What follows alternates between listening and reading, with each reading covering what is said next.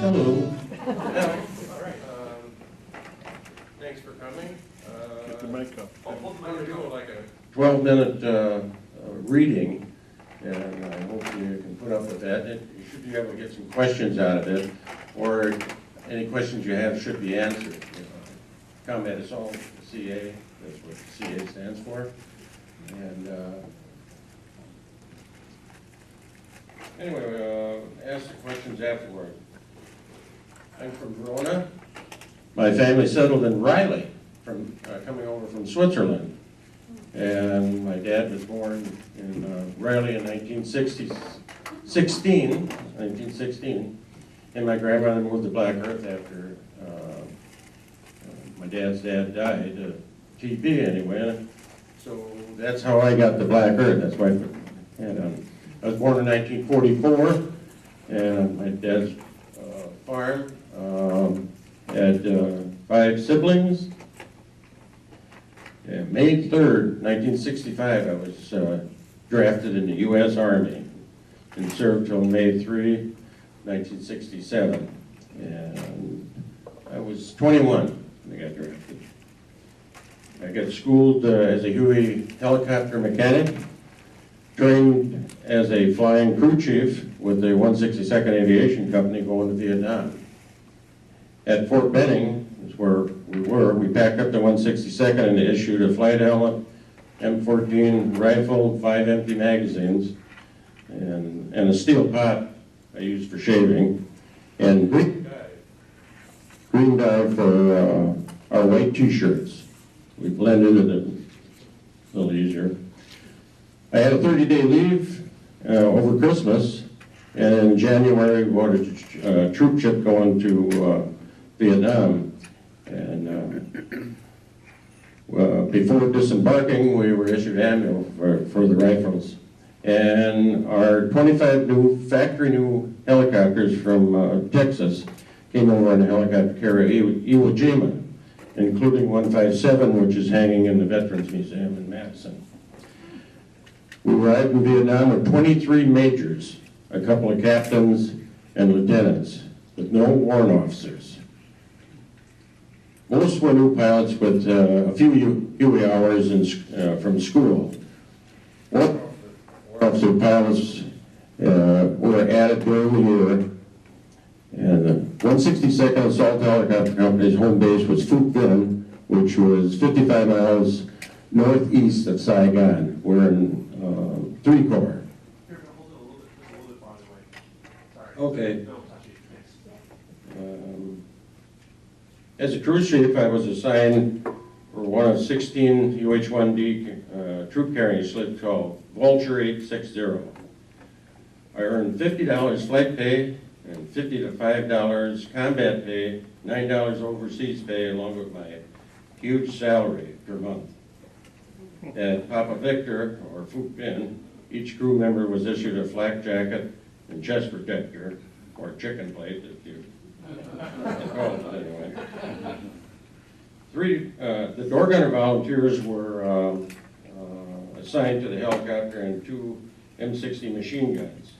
Edge helped me around the 860, cleaning, opening the pilot's door on his, and clearing the area on his side, up, down, back, and forth.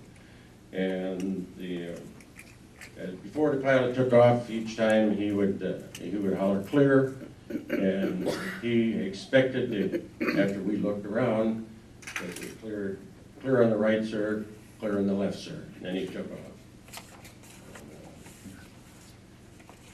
Vulture pilots were assigned to one of our 3 platoons of 8 helicopters each. Pilots flew all the helicopters in their assigned platoon. 3rd platoon was Copperhead gunships. All helicopter crews were limited to 100 flight hours each month, according to First Aviation.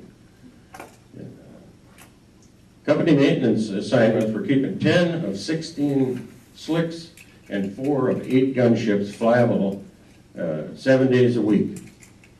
The maintenance helicopter had parts, a couple of mechanics, and a tech sergeant flown by the maintenance officers.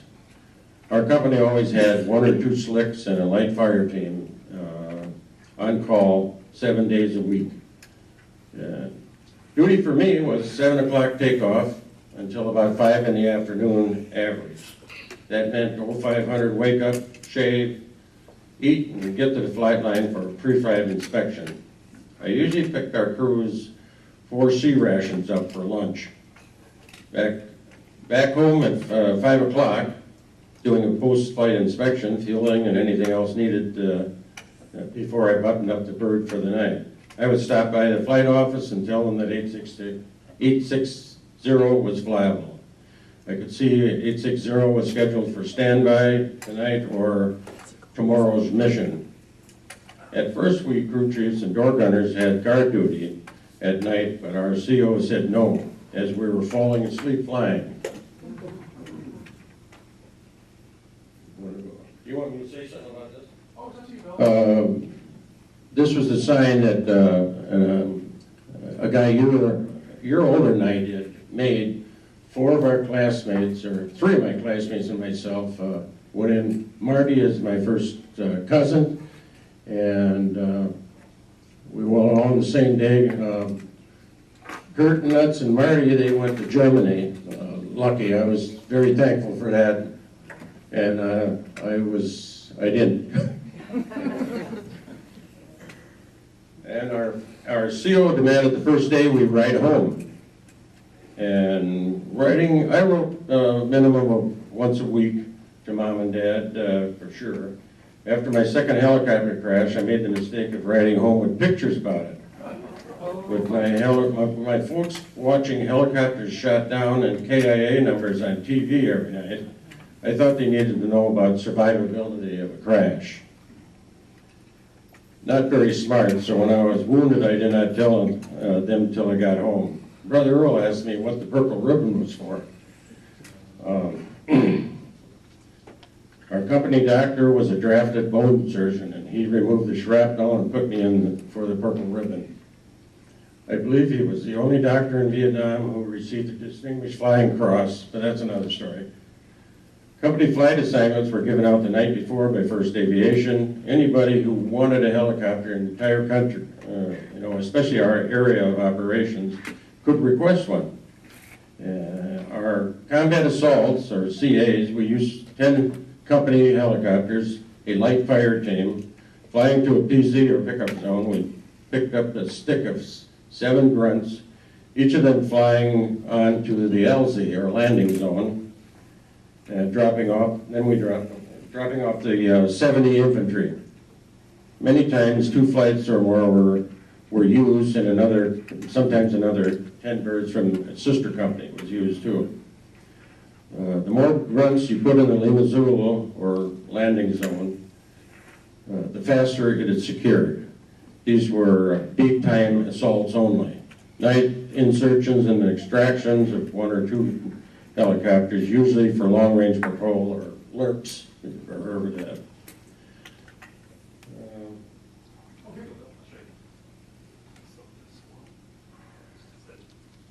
Yeah.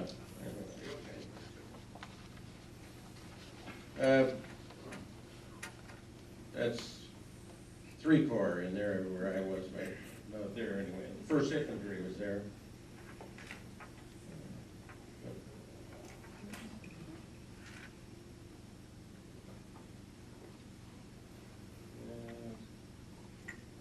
Support artillery, jets, and our copperheads shot up the LZ and tree line to soften it up for us slicks. When the artillery Willie Pete hit, or white phosphorus shell hit, we were already descending from 1,500 feet in a steep angled approach. Our door guns only used suppressive fire the last 200 feet until landing and unloading the troops.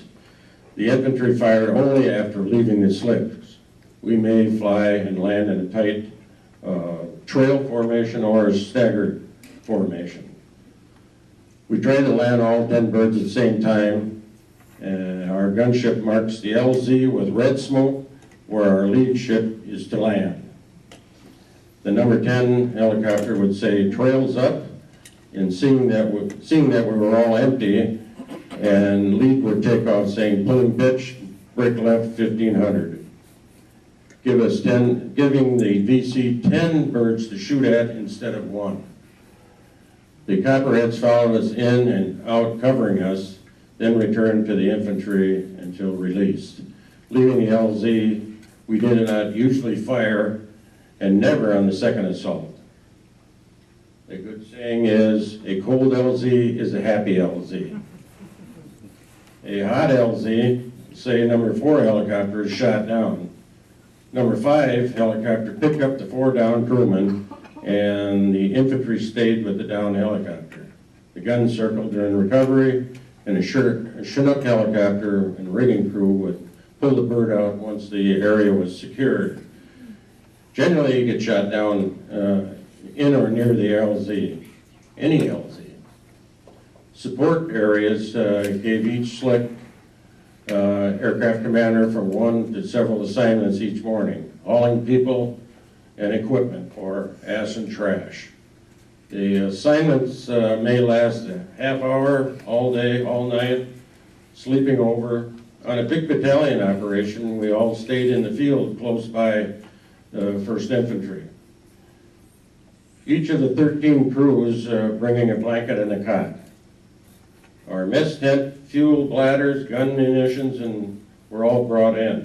We pulled lower maintenance at night in the field.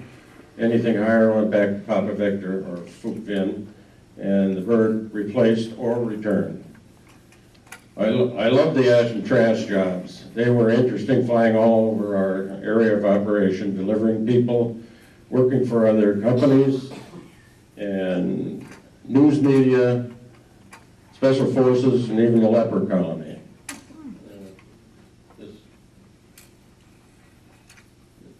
I'll talk a little about the pilot here. It's Lieutenant Dowdy. He's got a pistol belt with bullets all around it, just like John Wayne.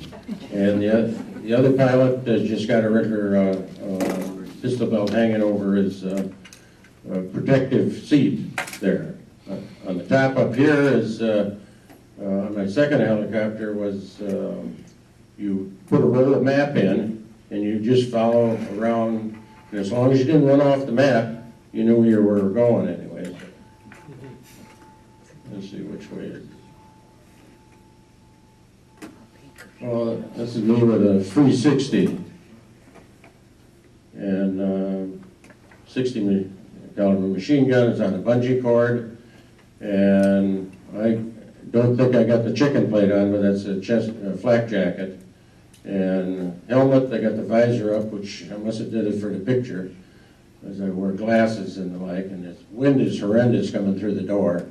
Behind me is a smoke bomb, a grenade.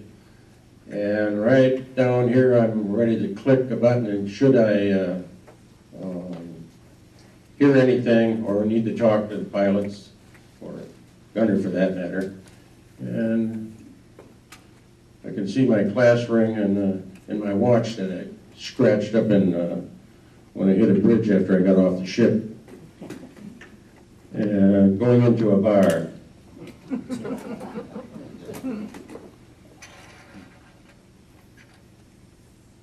Let's see, a light fire team had 2 guns, and a heavy fire team was 3 to 5 gunships. Guns always looked for trouble, and we slicks never wanted any. I did not want to be on guns, and they did not want to be on slicks. Slicks landed in the LZ, heavily armed guns flew over at 100 miles an hour. The 162nd flew perimeter guard for Bob Hope's visit in 1966. Time is a way of going fast for me, 7 days a week, which is why I like flying. I always knew the date. I didn't always know the date of the week. At times I flew the chaplain out in the field, and I guessed it was Sunday. Guys asked me to trade jobs and go into maintenance, and I always said no. I was a dumb 22-year-old. On-the-job training, when I went down with mechanical failure or strike damage, what do you do? How to safely balance the load put aboard. When my gunner was wounded on a CA, or combat assault, and I had to stop the beating without any medical training. Eventually I got enough OJT, I was able to tell a stricken helicopter crew what was wrong over the radio. I always kept the outside and intercom on, so I knew immediately what was up. I did not have to wait to see smoke drop or the pop, snap of gunfire going by. Receiving fire, we dropped red or white smoke to market. We all carried green, purple, yellow smoke, but no hand grenades with the slicks. The guns was different. Mostly the ground units popped these colors to mark themselves, and we would tell them which color we saw, and the grunts would confirm, and then we would land. If the ground commander called us in, we went in. Anyway. Finally, after 11 months and 1,000 flying hours and 3 brand new Hueys and a broken, I should be able to answer questions about my company's helicopters in combat. Each of the 200 grunts varied, 200 units that were in Vietnam varied somewhat, so I only speak about our companies. P.S. 1966, our company, our first year, the 162nd received 4 unit awards, which I can wear permanently. The Vietnam Service, our Civil Action, and the Vietnam Cross of Gallantry, and the U.S. Army Meritorious Unit, and the U.S. Army Valorous Unit Citation. That was, I didn't even know we received 4 until maybe 30 years later when I was reading the history. Any questions on this statement? Maybe we can go through the rest of the pictures here I can talk about. And then we can take some questions. This year is when in Arlington, in Washington, in April. This is for the 5,000 crew members, pilots and crew that lost their lives. And it's placed next to the, I think it's next to the Tomb of the Unknown Soldier. I'll be going back on the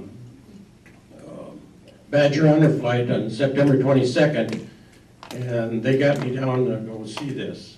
And so I was happy hearing that. Anyway, let's see what we got next year.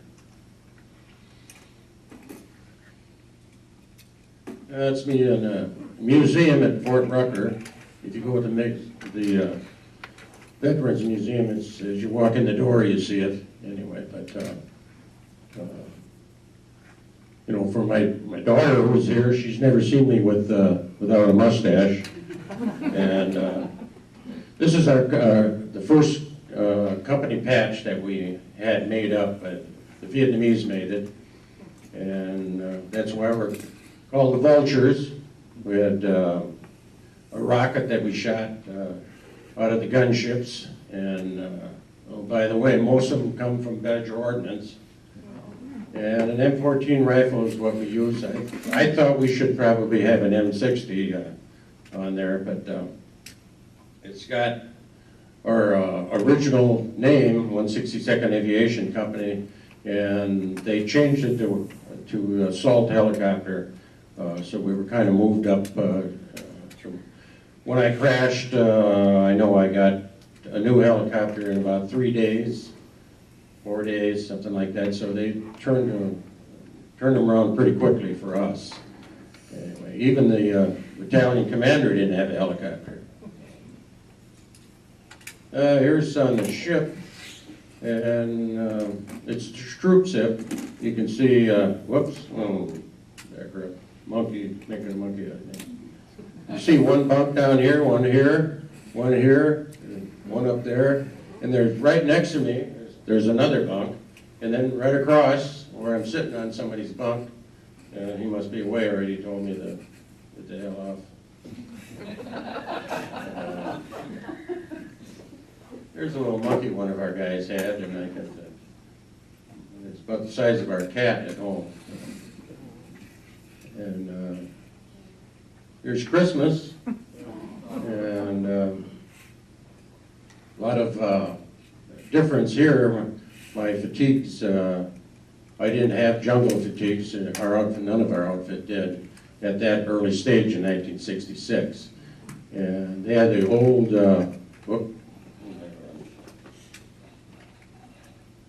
they had the old white patch that says Rettman on it. Well, just mine said that. And so they were highly marked. You can see I did dye my t-shirt. Anyway, but one guy from Portland, Ohio got the tree in, and everybody in the company, I think, took their picture in front of it and sent it home. So, and, this was in April. We hit that, whoops, that was later. We hit that telephone pole. It was a metal one. And my pilot, I was in the lead helicopter, and the pilot says, watch out for the poles when we land on the road to pick up the 1st Infantry guys here. And so we got too close. Unfortunately, it was on my side too, but it's hard to say you're too close that quickly anyway. And we hit it and dropped right to the ground, smashed the thing up pretty bad. And there's me walking with the M14 around. I got around to this side, and I was talking to the major, who was the aircraft commander, and then an explosion went off right about out in here, and he got a hit in the arm with it. It was one of those trip grenades that if you walked through the wire, it went off, but our rotor wash must have dislodged it. After that, the other 9 helicopters went out in the field farther. There's me pulling maintenance on this particular helicopter. I'm only a PFC at that time, and I still got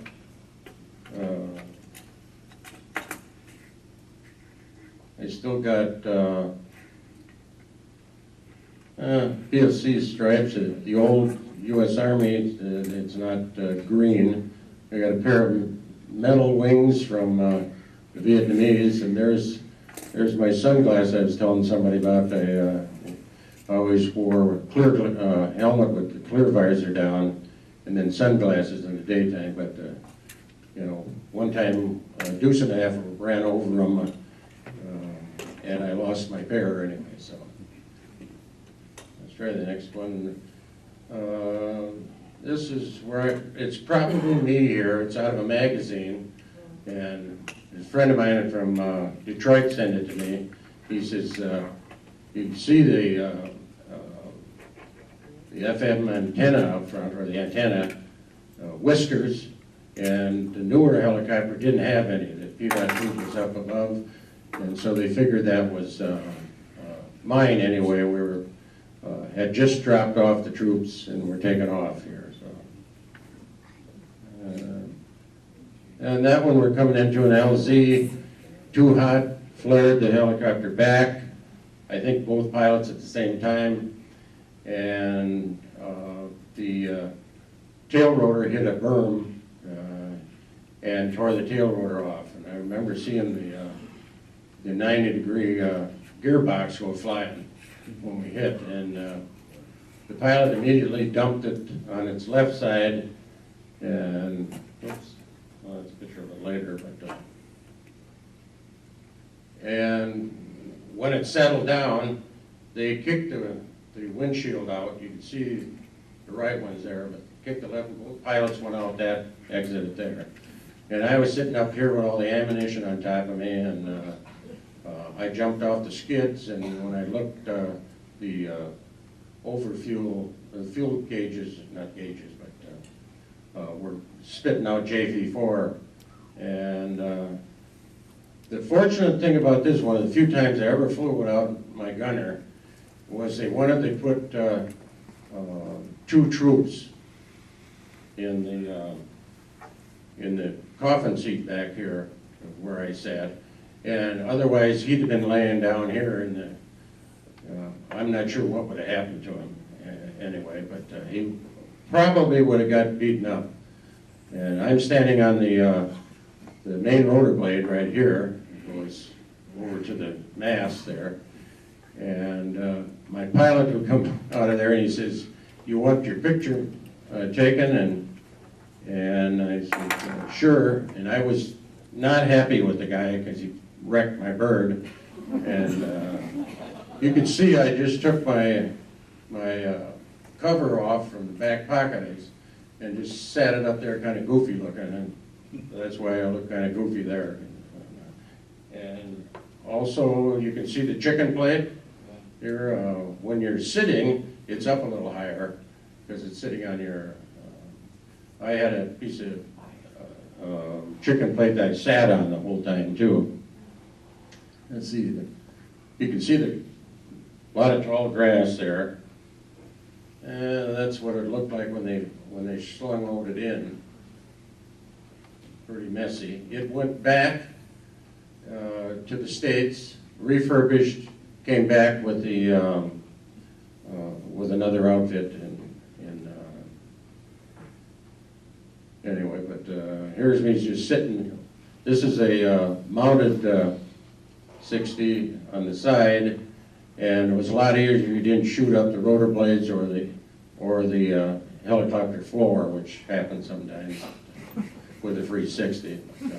Besides that, we didn't shoot that much on a slick, where the gun shot all the time, and so they had plenty of practice and that's why the pilots at the gunships usually they flew the same helicopter, same crew, because they had to work so close together. And you know, when the pilot just didn't bank left, he told everybody he's banking left, and so everybody, if you're not, the gunner may have his foot out on the rockets or something like that, and fixating on shooting at something, and shoot right up the floor. That would actually cost him a case of beer if he did that. There's my 953, the last one I had 640 hours on that one, the third one. And that's the last I remember of it sitting there too.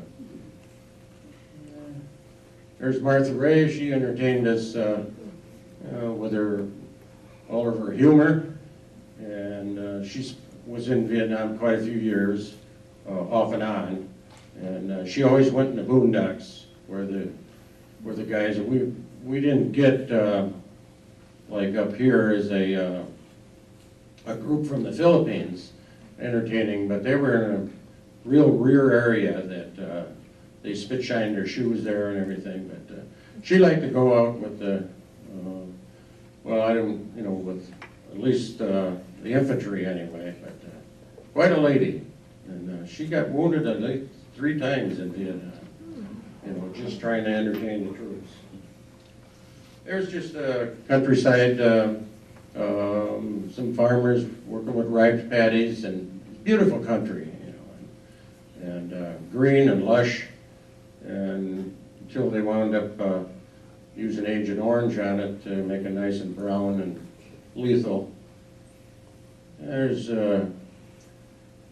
Charlie Wynn working on maintenance. He was a crew chief with me, went to school with me, but we were hauling Vietnamese, and one of the Vietnamese guys stole the pistol right out of his holster. And he says, I ain't flying again if they can do that. And that was the people that are supposed to be friendly. And so he went into maintenance, wanted to be one of our best maintenance men. This is Captain Gordon DeWitt from Black Earth. His wife said to me right before I left for Vietnam, she said, my husband's over there, if you see him, say hello for me. And I don't think I recognized him because he was quite a bit older than I was. And I didn't hang around with the older guys in Black Earth. So I said, sure, you know.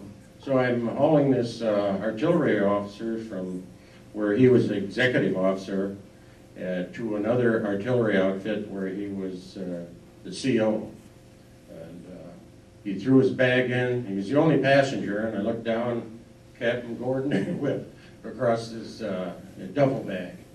And I looked at him. I didn't know who the heck he was. So I had to find out. So I says, you wouldn't happen to be from Black Earth, Wisconsin? And he just shocked him. And I knew he was. And so I told him who I was. I said, your wife said to say hi and all that. So that's a really kind of a quirky one there then too. Is he came back and we only had a couple months left, and he was a commanding officer up at Fort McCoy, and he got run down walking home from the village downtown. Anyway, so hell of a way to end his career. So. Let's see.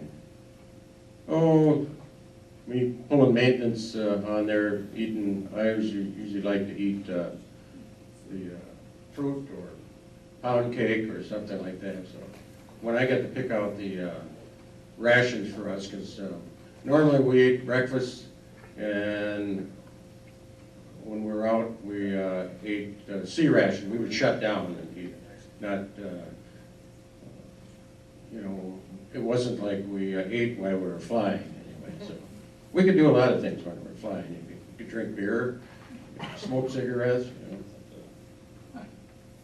That's when I smoked. This is, these are Australian troops, and that we're picking up down towards about 40 miles southwest of us. Where the Australians were. Quite the people. You can always tell they're Australians. They don't have helmets. They don't even have hats. You know, and of course they got these long-barreled rifles. Well, this is one of the 8 slicks in the next platoon, in first platoon, and you can tell because it's got white tail boom, and you can always tell it's 11th Aviation, and in the center of it is red, which is 162nd, 173rd was green, 128th was yellow. You can always kind of tell who was what, and then we usually had a number on the back, so you could even tell which who you were. Up in the front is the emblem that we just put them on. This picture was taken just after I left, and you can see down in the corner. This is up on glass and engraved at the Australian War Memorial. I don't know what city it's in, but we were trying to, they know it was the 162nd because a lot of us know who it is, but we were trying to figure out who the crew chief was on the thing and maybe give him some tickets to go watch it. But the memorial was in 1996. That was quite a few years ago anyway. And this is the one hanging, 157 is hanging in the Veterans Museum, if you want to go up there. And when I checked, it turned out it was mine. This is what it looked like when it went home, got refurbished, went back with the 147th, which had all the shark's teeth on it. At this particular shot, it had been not shot down, but shot up to where they had to, they were able to get it in and put it down. And it's got a 40 millimeter on the front, big old chunker, and they didn't carry machine guns. They carried as much as they could, and those are rocket pods. Looks like about a 14 shot on each side. Anyway, but another one here. Well, this is what it looked like. I called them up because I didn't have the money to wind up putting the new decals on it. It had first air cab, and that was because of a general donated a lot of stuff, and so he was there when they were putting it on. He had some logos and stuff. So I called up the 74th. I said, one of your birds is up here. They raised $5,000 and be able to put on the decals and in the back and everything. So at least she's back with colors that she had. She had 3,700 combat hours and which is a lot. She had 680 with the Iowa National Guard before it was given to the Veterans Museum. Well, here's my helmet. You can see a little bit of my name on here. When they put it in, they put the thing with the painting that I had on the back that I put on there. Right now, the shield is down. This is locks it there, and you can see the black, the dark shield anyway, and you can see the microphone there. And well, if you have to go to the bathroom up at the Veterans Museum, you'll walk right by it. See, I don't think that's significant. There it is. Oh, somebody took a picture of me under it. Door gunners used to hang out the door. Usually, most of the time they had a strap on it, unless they were idiots. Usually couldn't fall out of them, but they could fire that gun underneath. They got pretty good at protecting the back end as they're coming off an assault anyway. So, but this was a Charlie model that we took over anyway. That's lots of pictures. Huh? That's lots of pictures. That's it? Yep. All right. We don't have any more anyway. Anybody got any questions? There's lots of stuff up here. I've got crew chief things and Becky, there's something you don't know. My daughter, anyway. Maybe 16 feet. Okay. Oh, yeah. So theirs is 18. Couple feet.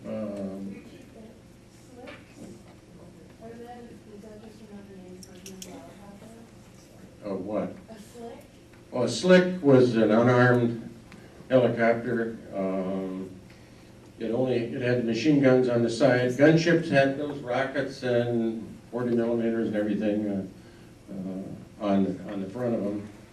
And we were called slicks because we carried all the troops, but we did have some protection if we had to. And when we went into an LZ, we would shoot, or if you run into trouble, we would fire also. But most of the time you couldn't see the enemy down there at 100 miles an hour either.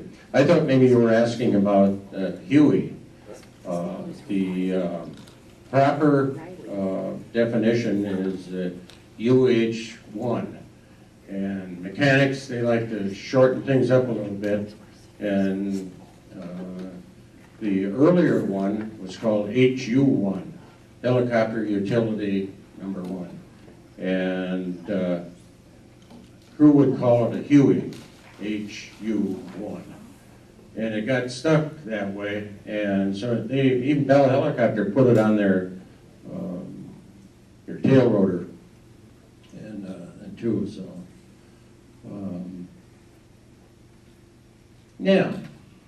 I've read that some of the planes in World War II came out of the factory and they weren't really all that good in terms of solid shapes. I've read that in World War II, a lot of the planes that came right out of Boeing were not as well made and were kind of risky for the crew.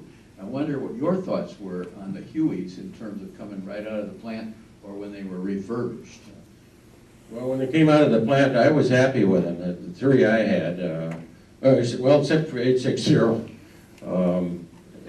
I had the battery try to explode in the back. It was a NICAD battery, and I remember I was flying number 10, and he says, somebody behind us, a tool guy says, "You're smoking," in the back. And I looked, and we were just building on, so it tried to explode. It was all puffed up and like, and I imagine that was maybe a little bit of a factory defect, but we could let tech reps and stuff like that know, and automatically we would, the new helicopters would be changed. Even our slicks, we had those gun mounts that you saw on there. They started producing with the gun mounts on them. Didn't come with the 60s, but somebody was always there to upgrade it in a way. But I think for the most part, usually it was the pilots that screwed up the helicopter. Because a a lot of the guys who right out of school didn't have that much flying time and everything, and, well, both of the ones I crashed in were, and our first KIA was a door gunner that they couldn't make it in over the trees. And, we did have a little power problem with the D models. The H models, you can take them straight up in the air. And wonderful change. It was a Lycoming L11, our first ones, and then there was L13s, and they were all turbo shafts. They had exhaust in the back and it was hot, but it didn't push your helicopter at all. It was all internally and ran into a short shaft on up into the main rotor blades. So, anybody else? Yeah. How many crews did you have on the different aircrafts that you flew on? Different crews? How many, what was the number of crew that you had on? Well, here we had 4-man crew.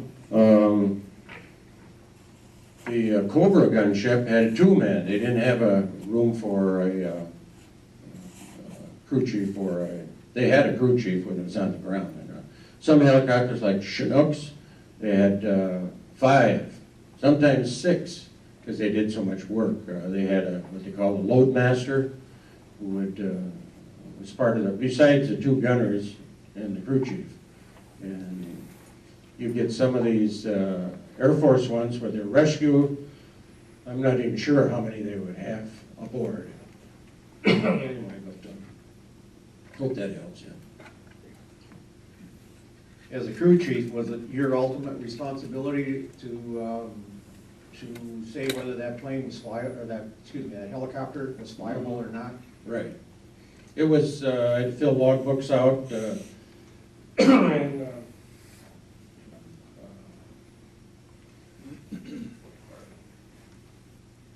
crew chief was in charge of whatever was going on. The aircraft commander was in charge of the helicopter itself when they were flying it. And we could, crew chiefs have been known to tell the general who got aboard where to go. And I just heard that the other day, so one guy was saying he had to tell the general to move closer to the center, I don't want you falling out.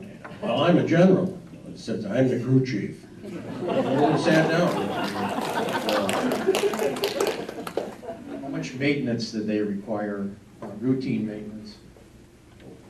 Well, mine was new all the time, and we pulled 25 hours, 50 hours, 75 hours, and 100 hours. At 100 hours, it usually was a lot heavier duty.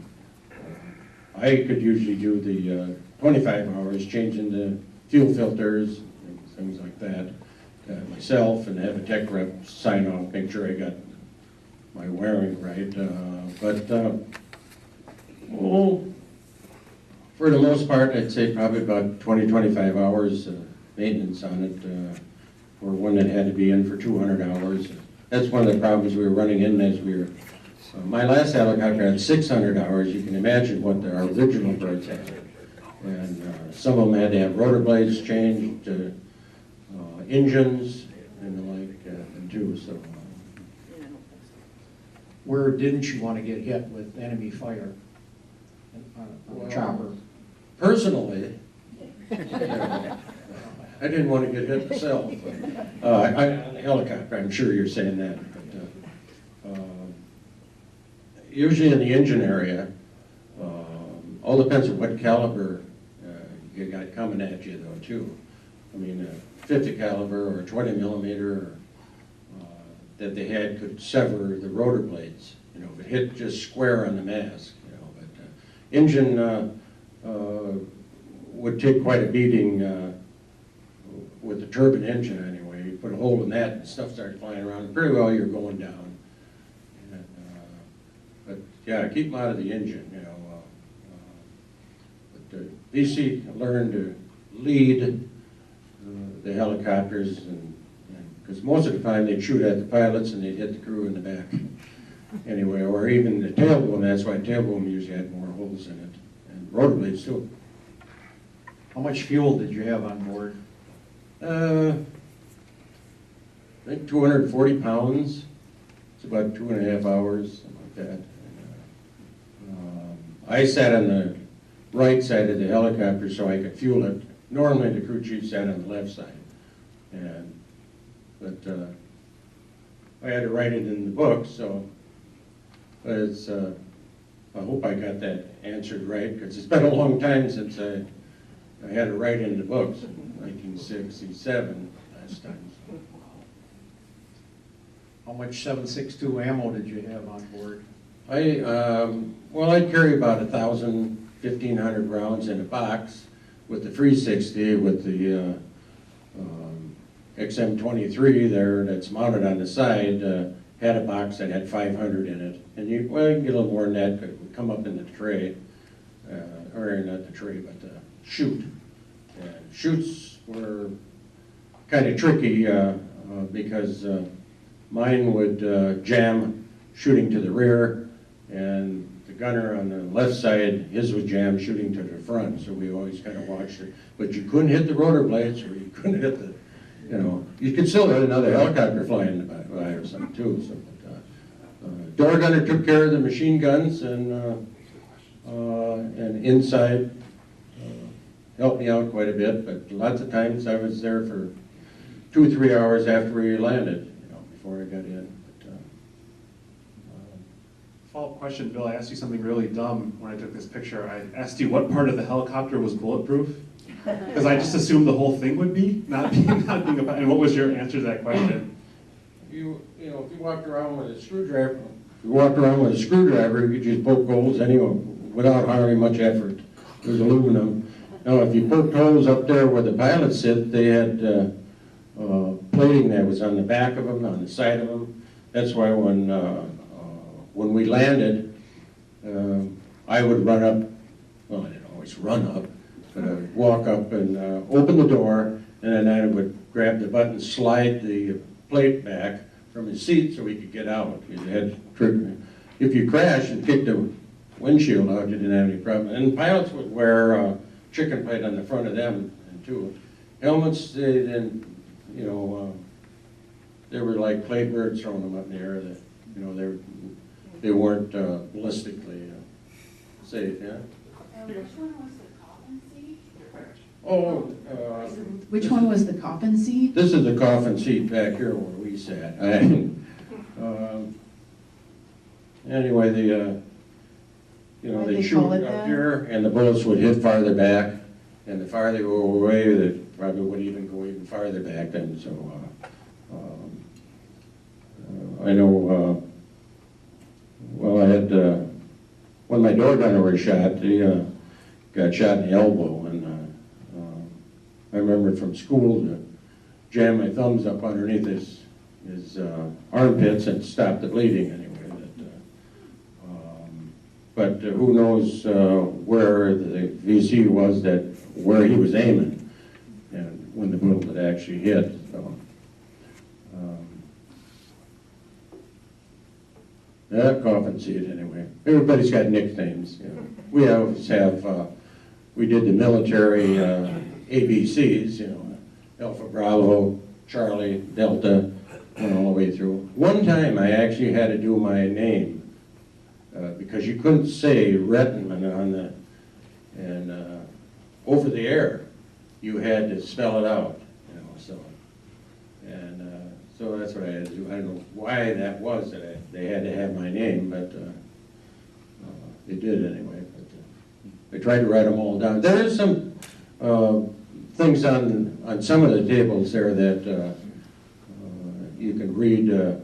I tried to put together a calendar from running from January all the way on up to even in '67 and stuff. But So the coffin seat was like people were shooting at you, and they would aim for the front, and they would hit the back. they'd end up hitting the back because. And it got to be a nickname, just like Huey is a nickname for Iroquois. Iroquois is the official name of the Huey helicopter. All Army helicopters were named after Indian tribes. Chinook, Sauk, Sioux, and an Iroquois, but it got changed because of the HU1 definition, and it just sort of stuck. The only one that didn't have one was the Cobra gunship. But the later helicopters, like Apaches, they went back to Indian names again. I thought it was nice and reverence, having Indian names, but If you had to pick up injured troops, how many troops would fit in there? Or is that a different helicopter than that would have to pick up the injured? Or? there'd be about 2 litters that get on that one, and they used to get like 4 litters on the, you had room for a medic and stuff in there too, in the D models. And What's a like, litter? What's a litter? What do you mean by litter, Bill? Well, they had, you carried what you see on the Army movies. They would just slide them up, and they had hooks on there that they, now KIAs, I threw, there were 7 of them laying on the ground that got ambushed, and I was assigned to come pick them up, and they were already in body bags, and it was a pretty tough looking area that we went into. Well, it already killed 7 of their guys that was on patrol at night. So I had them put, I put the seat up, and I had them put them all crossways, all 4 of them. And one of the infantry guys says, well, what about the 3 here? And I says, I'd just as soon put them on board, because it's kind of a dangerous area to come back in, and I don't think they care for it too much, and putting them on top of each other. But we took off, and we received fire when we took off. And I never thought about it being anything more than VC, but they were going back home. I carried a coffin for Vietnamese ones, and it was all red and yellow, and we were going up on top of Tay Ninh Mountain, which is about 1,300 feet high, and a little pad up there. One soldier was killed, and they were taking a coffin. But the thing is, they were taking pigs and chickens and ducks and relatives. And I had a heck of a time trying to get them off. We did take the pig and a chicken or 2, and the coffin, and maybe mom and dad or whoever it was. And, but I thought the Vietnamese deserved having a proper burial and a wake type of thing up there. But it was a little, in the air there was feathers flying. So, I didn't carry a lot of wounded, because we had a medevac service that was on call. We had big operations. There's always a medevac real close, and they'd rather have a medevac, which has a doctor sometimes. Usually it was a heavy-duty medic. With the crew chief had a lot of training in that too, and they could get him intravenous right away and the like.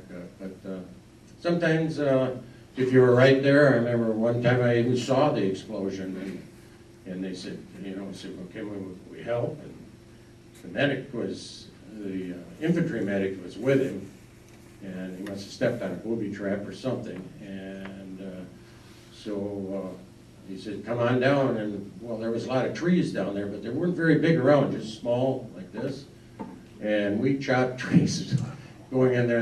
And they make a lot of noise when you hit them with rotor blades, but I was surprised how well the rotor blades, you couldn't even tell that we hit all them. Picked him up with the medic, took him to the hospital, took the medic back to the infantry again, so it worked out okay for us that way. And then my cousin, Russ Redeman, was the first, with the 1st Infantry, and so I was always watching out for him. The first guy I hauled, I looked at the dog tag, was Mino Gonzalez, and he's on the wall, but as long as it's, it's too bad it was him, but as long as it wasn't Russell Redeman, that would have been a pretty harrowing thing to hauling your own family. But years later, or not even that long, just the first year back, Russ was saying, you know, I wonder if we can figure out exactly where we are in Vietnam. And so we went over a bunch of stuff. I said, well, I was in 2 helicopter crashes. Well, he says, I had a helicopter right in front of us. 2 helicopters crashed in the dust. And one must have took off a little late. Rotor blades went right to it, killed 12 of his buddies. And he was in the helicopter right behind those 2. And I says, well, I saw that. We were in a flight of 10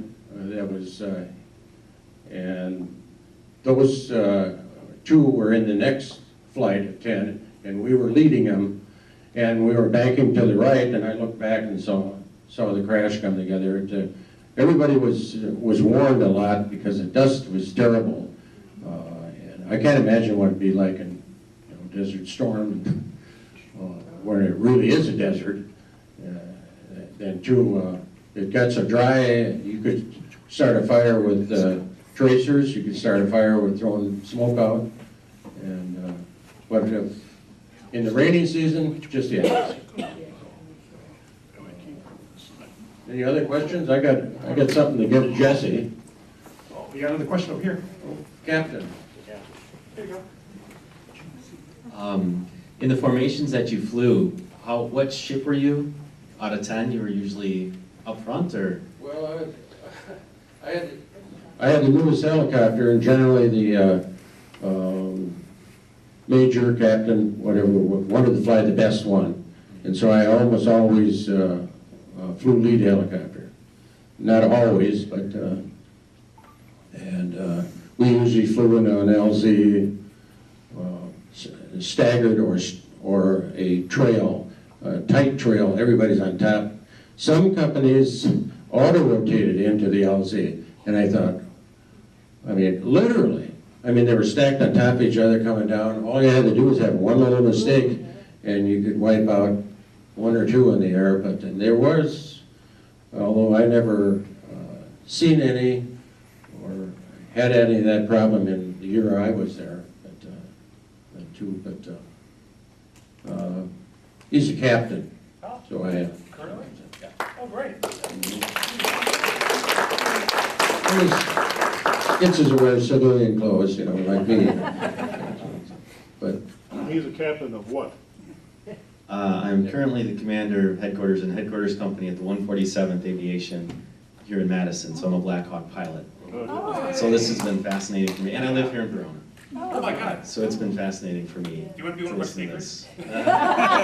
Give me about 30 years. I don't know if you knew Dave Hoskins. Yeah. Him and I, he was a slick door gunner over there, and works with everybody real well, and he was same age as me, except he graduated from that darn Mazamani rival over there, and so we get together every once in a while.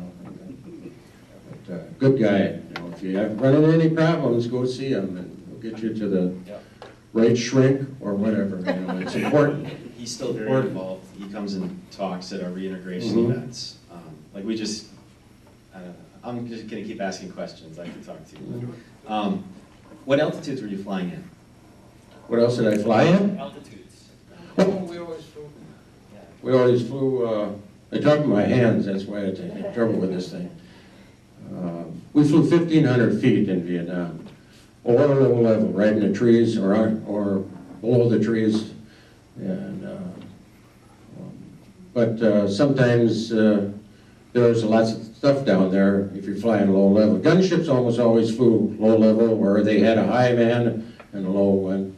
And I know when I crashed the second helicopter, the guy who took the picture of me, 2 days later, I'm flying in somebody else's who was on R&R or something, and I'm waiting for a new one. And he was mad about this doggy helicopter in front of us. You can only go as fast as your slowest helicopter. And he didn't like it, so we were at low level, and he was flying actually lower than low level. He'd run up ahead and then back off, and then he'd run up ahead. and I saw some common wires running across from tree to tree, and we tore the windshield wipers off and the P-dot tube up front, and at that time, Huey's did not have the cutter bar on the top or on the bottom, and we just, yeah, the rotor blades actually cut the combo wire, and as we're going by at 100 miles an hour, it's, I thought, wow, it's keep her up there. Anyway, but, and he did, but I could see a silver streak going around every time the blade went around. It had actually went up into the blade, and when I wanted him to put it down as soon as he could, but he wanted to get back to a little safer area, and he did. It seemed like it was a lot longer than maybe 4 or 5 minutes or something anyway. But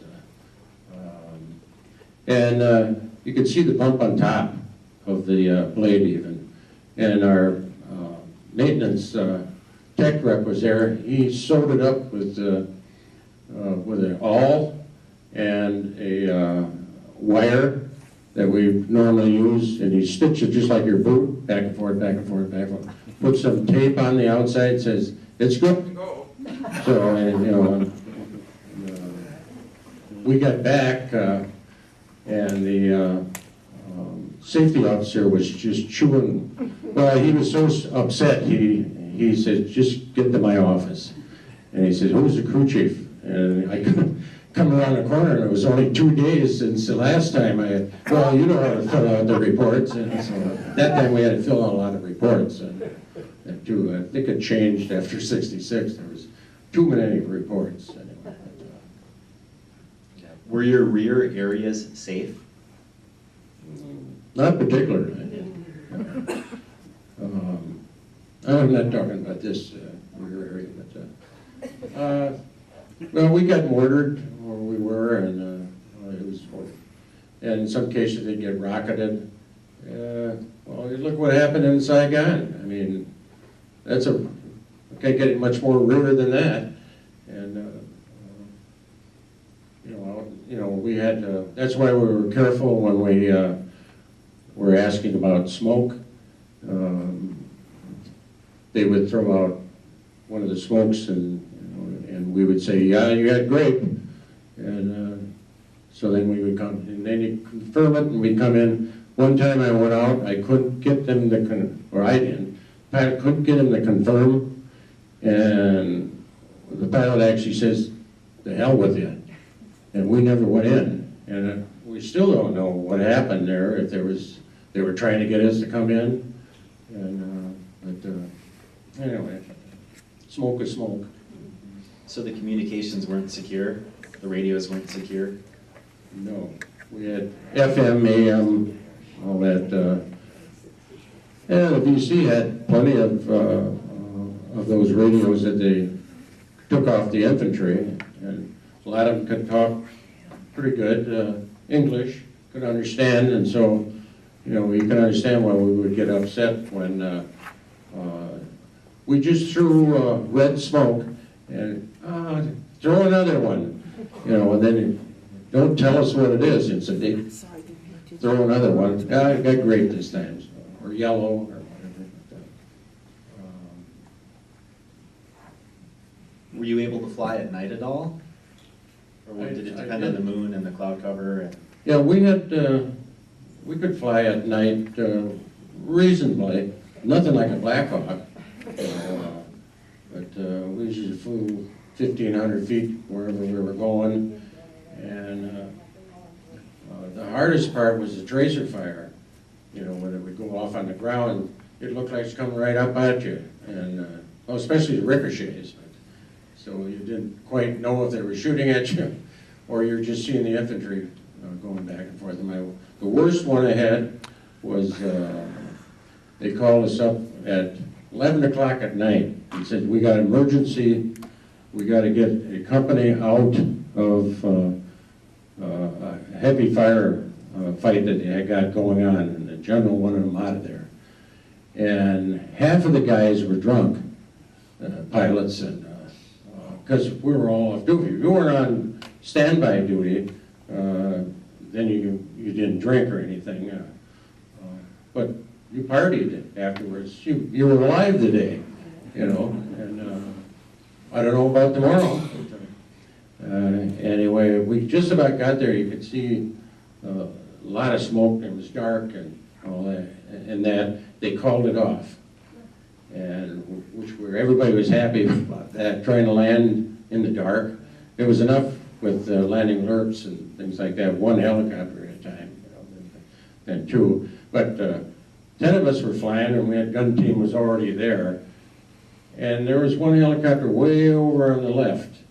And the helicopter would kind of moving towards us, and all 9 of us would just move over. Well, both pilots were drunk, and they had to go up, so we just stayed away from them. I don't know what it would have been like if we'd had to go in there. But, Hey, tell them about how you used your dad's flashlight, remember, to look out for... oh, yeah, we used to land in the damnedest place at night when we had to go out and resupply. They blew a bunch of trees down, and it was so tall in there. Fortunately, the pilot had gone into that place in the daytime. But at night, I had to hang out of the side of the helicopter with my flashlight on the tail rotor and give him a tail left or tail right.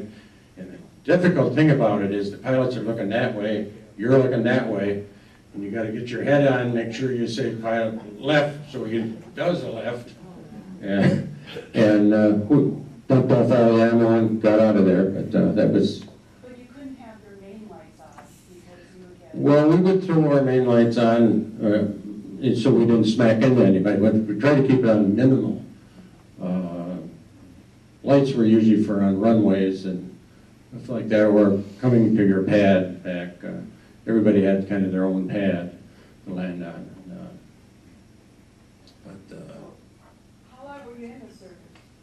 I was drafted and I was in 2 years, right up to the date. You know, and 6 years later I got discharged. You know, but drafting, that's what it was in those days. Yeah, well, how long did we do that? Well, World War I, Yeah, my husband 2, drafted Jesse. back in the 50s. yep, 50s, all the way up. All my uncles were drafted in the 50s. That's why I was, when it was my turn, I just decided to go. I'd already gone to art school, already had a job, and when I was drafted anyway. But I felt you'd put in a couple of years. So. Were you in the Korean War? Oh, Vietnam. Yeah. Yeah. But it's just something that we did. Any way you can get out of it, I felt was all right, except for going to Canada. How many weeks training? How many weeks training did you have before they shipped you to Vietnam? Well, I had 8 weeks basic training, and then it was I think 12 weeks I had on helicopter training, and then 5 weeks on the Huey, and then I was trained again when they decided to have a bunch of freshly graduated mechanics go up where they were forming this company up. So I got more training there on, you know, what it's like to fly as a crewman, you know, that too. So I could have been on the gunship that's hanging up there because they went right down the list. We had 860, 861, 862, 863, 844, 5.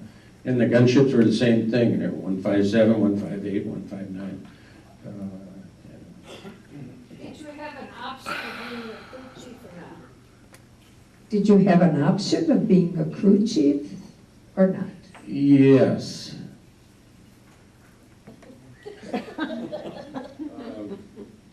The Army wanted me to be a crew chief, so I just accepted it.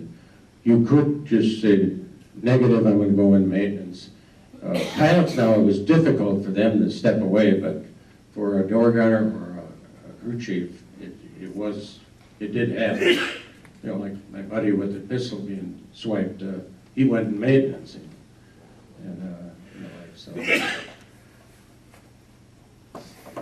Well, there's one story from our interview that my kids really enjoyed. That you didn't tell today. I was wondering if I could get you to tell it. There was a very special delivery that stood out in your mind of all the deliveries you did when you realized what was in it. Do you remember that story, or you know what I'm talking about?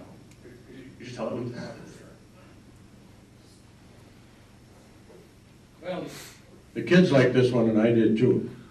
We had all these different jobs that I got on the slick when we weren't working with the infantry. And one of them called us to come in, shut down, and well, we're going to get something big if they make us shut down, you know. And here they come after we tied the blades down. Here they come out with a skid load, and it was about that high off the floor, and it was about that wide, a little deeper. And it was canvas type stuff, you know. And so they told us where to take it, and so I was kind of curious, and I just sort of picked up the thing. Well, it was solid ice cream.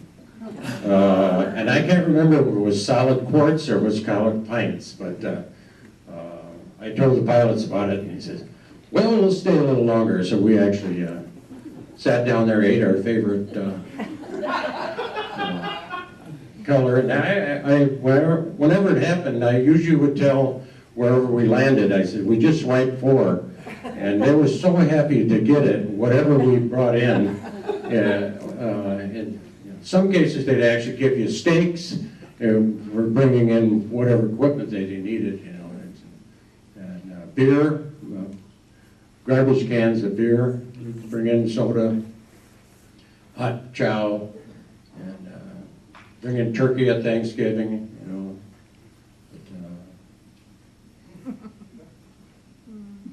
But, So you took that in on slings underneath the chopper?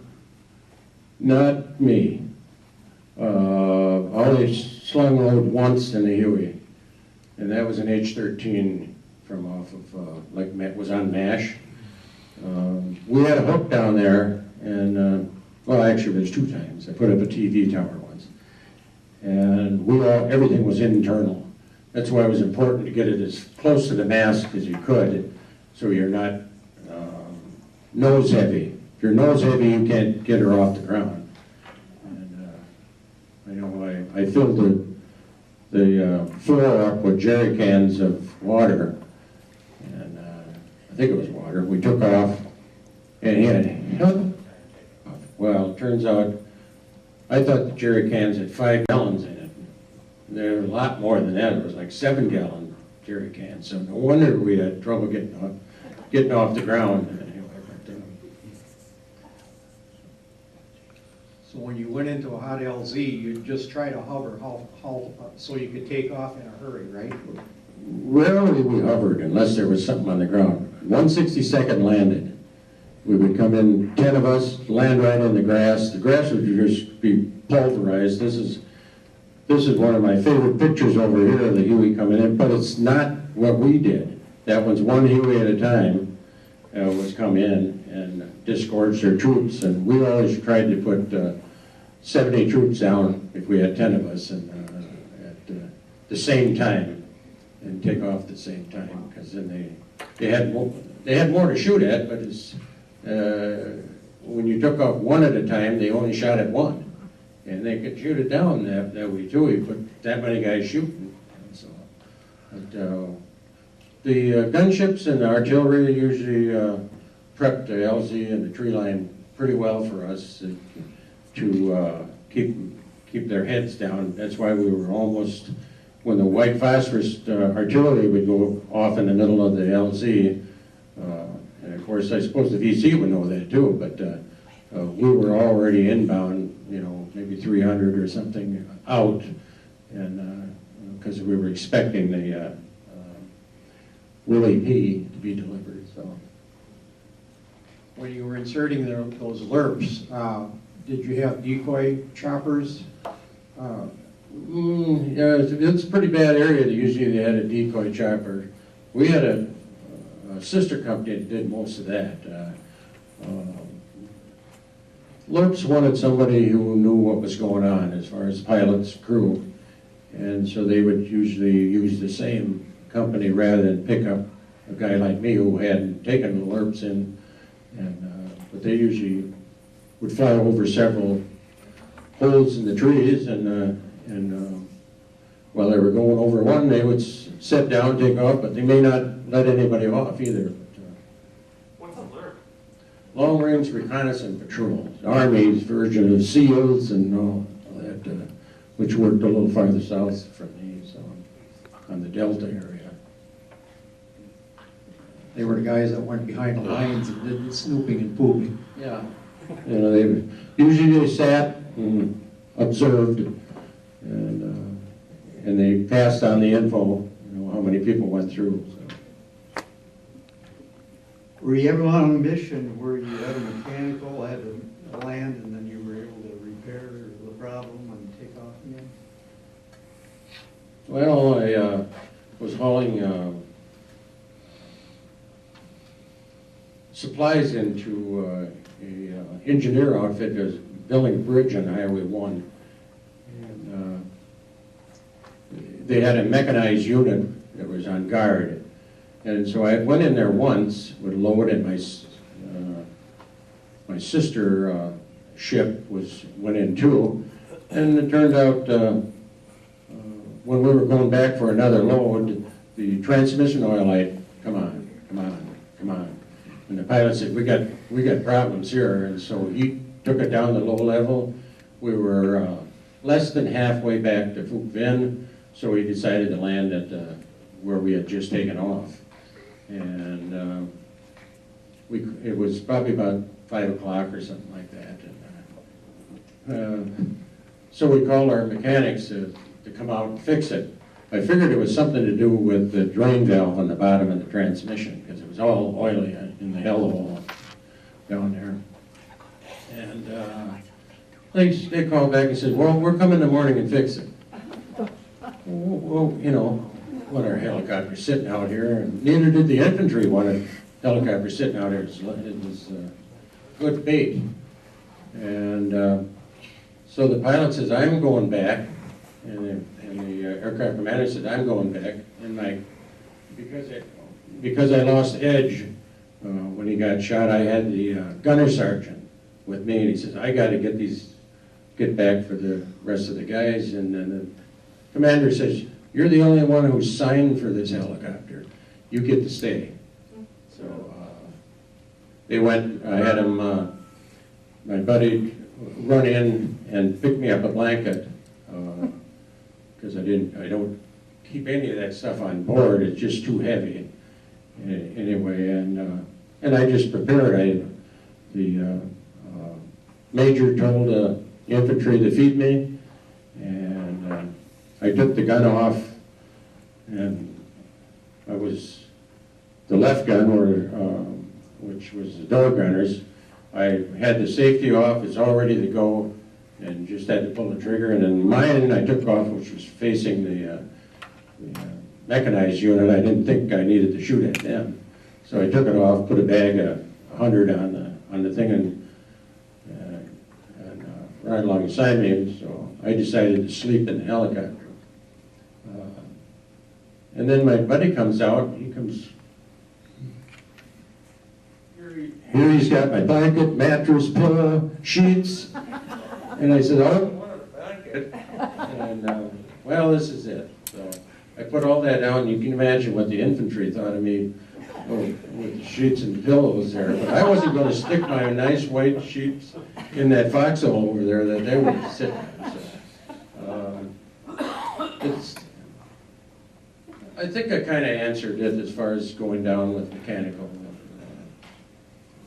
We usually had a trio helicopter following us on combat assaults that would help fix the bird if needed. And sometimes I could do it. I know I had one time, well, we were shot up pretty good, and one guy called and said, when we were gonna take off again, it was in sister outfit, he says, "We can't get the helicopter started." And, anybody got any ideas? So I was thinking, well, I just ran into this problem a few days ago where they started it from the left seat and the button stuck up in the collective. It didn't fall back down, so I learned quickly to put liquid lead up in there so it's nice and so I asked him, I said, I couldn't ask him directly, I had to go through my pilot, because I can't talk on the outside, even when I can hear on the outside, but, and he asked, yes, they started on the left side, and I said, well, you got the button up there, and you burned out your linear actuator, and I didn't, I don't know why I still remember the linear actuator, it's what kept helped the turbine engine to start, and so it's only about that long, just put a new one on, and they were off. Helicopters fly with without a battery, as long as it's started. But you can fly, and they spot up front where you can put the battery in also. But so that's why when I had a battery failure, the helicopter didn't fail. I was just glad it didn't blow the tail off. Well, I'd like to invite everyone to come up and take a look at Bill's artifacts. He's got some cool models up here and pictures and things. Please come up and see this. But I want to give you a huge thank you, Bill. I think this was fascinating. The questions make this, everything was great.